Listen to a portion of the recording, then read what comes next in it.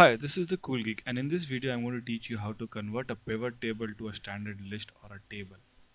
Now, many times we come across various reports or tables built within pivot table and wished we could reuse that particular table for further analysis.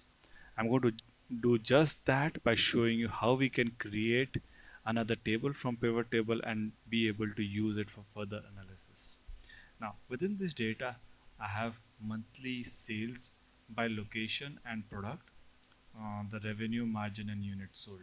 Now, I just want to basically get a summary of the revenue margin and units sold at a location and product level. So basically, I just want to see what kind of revenue I have for the 4 months in various locations across different products. Let me just quickly build a pivot table around this. I go by going to the insert tab and inserting a pivot table in a new worksheet. Once I did that, I drag location and product to the rows area. That'll summarize the data by location and product. Revenue, margin, and units sold get get into the values area. Now, once that is done, obviously when we basically create a pivot table, the numericals do not carry the currency. So I'm just going to change that.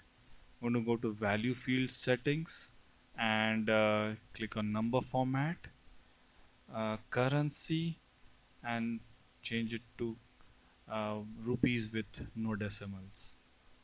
Okay, we'll do the same for margin, value field settings, number format, currency, and no decimals for rupees. Say okay. Now once that is done, I have a pivot. Obviously now I can reuse this data, uh, but the only problem is that it's not helping that easily or that intuitively for me to use this data again for analysis, because the Bangalore is not repeated for each of the product here. Now, if you go to the design tab of the pivot tables, you will see there's an option called report layout.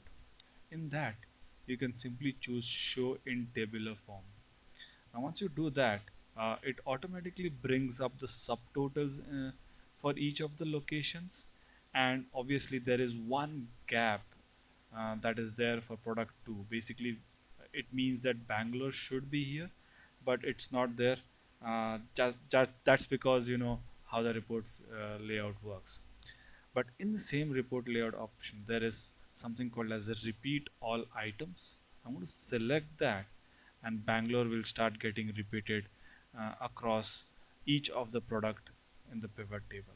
Now, I do not want the subtotal because that defeats the purpose of this new table. So I'm just going to remove the subtotals. Do not show subtotals. Now that's one thing. Now another thing is the grand total is also available. Obviously, this is something that we do not want to see in our new table. So what I'm going to do is remove the grand totals for rows and columns. So once I've done that, you will see now I have created another table that can be now reused as a summarized version of the previous table we have seen. This is very intuitive and very easy to build. I can simply now copy this data, create another sheet, paste values. Once I do that, I just have the values. Go back to the sheet, take the format and uh, put the format within this table to get all the numericals formatting done. And obviously I can change the column names like I said earlier to finish this output. Thank you for watching.